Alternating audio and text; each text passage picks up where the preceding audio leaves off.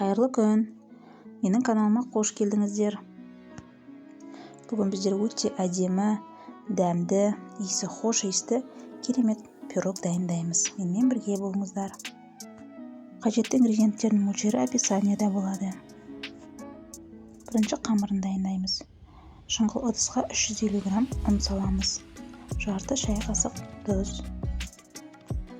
Бір қопсытқыш саламыз.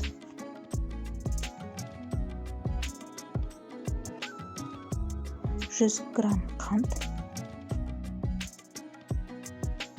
1 ванильный сахар, 100 грамм салқындатылған майды үкіштен өткіземіз. Қолымызбен үгітілмелі крошка дайындаймыз. Үстіне 1 жұмыртқа қосып,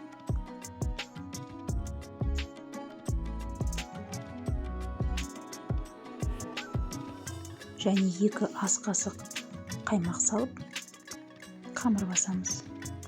Мінекей пирогымыздың үгітілмелі қамыры дайын. Пакетпен бетін жауып немесе пакетке салып, холодильникке сала тұрамыз. Енді салмасын дайындаймыз. Салмасына 380 грамм үйдің творогын алдым. 1 ванильный сахар қосамыз.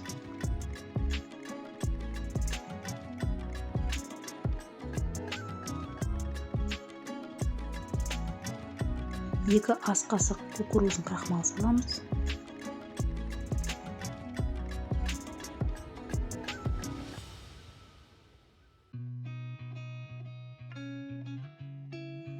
«140 грамм қант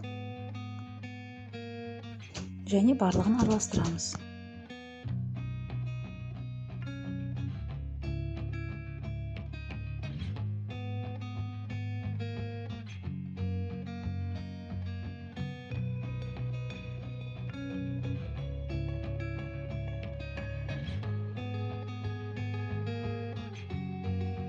Үстіне 2 тұқым жарып саламыз.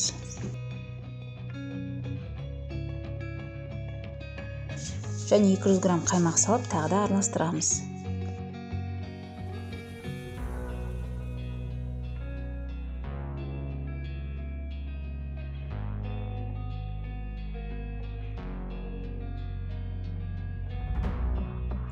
Сонда салмасы сұйық қаймақ тәріздес болады.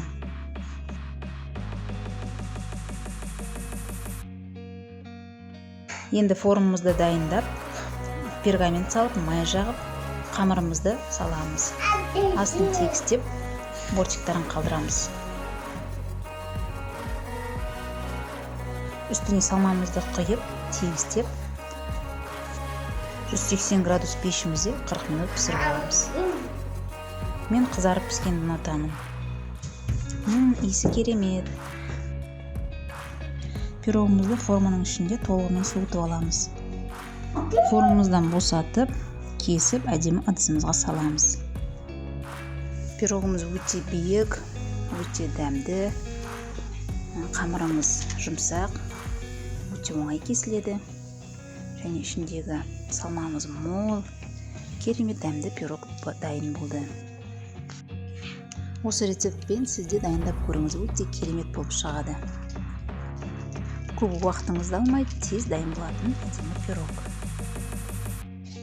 Сіздермен бірге болған сиқырлы тағам каналы және мен Дана. Видеомды соңына дейін қарағандарыңыз үшін рахмет. Лайк басып, комментарий жазып кетіңіздер. Және каналыма тіркелуді ұмытпаңыздар. Менің каналымда көптеген рецепттер бар.